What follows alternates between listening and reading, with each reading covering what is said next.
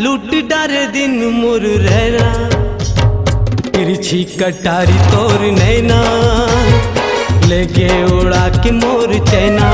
आए रे तिरछी कटारी तोर नैना, लेके उड़ा के मोर चैना।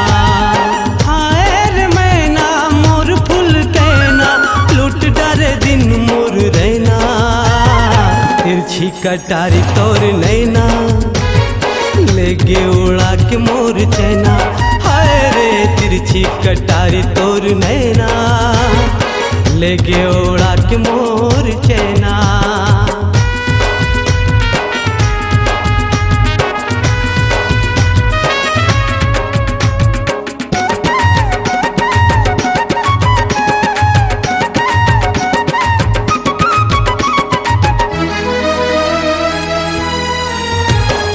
कजरारी नैना तोर जादू भरे, फिर देला मोर बेकाबू करे।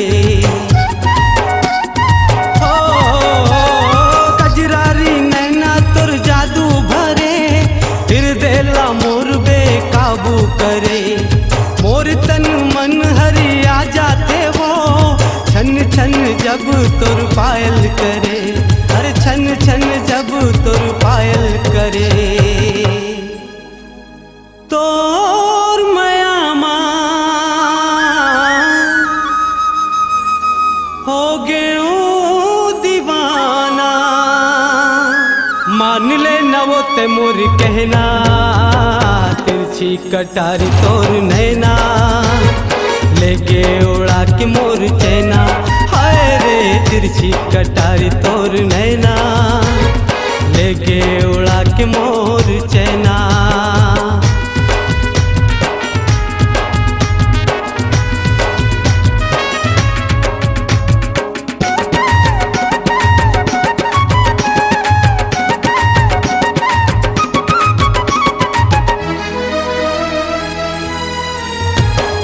मन के ते मैना दिल के रागिनी, हिरनी कस चाल तोर गजदामनी।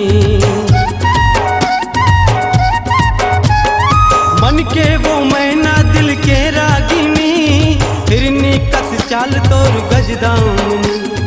मन हम तागे तोर माया मावो, मोला बना ले तय अपन धनी, मोला बना ले तय अपन धनी। अरे तोर कसम है मर जाऊं रानी,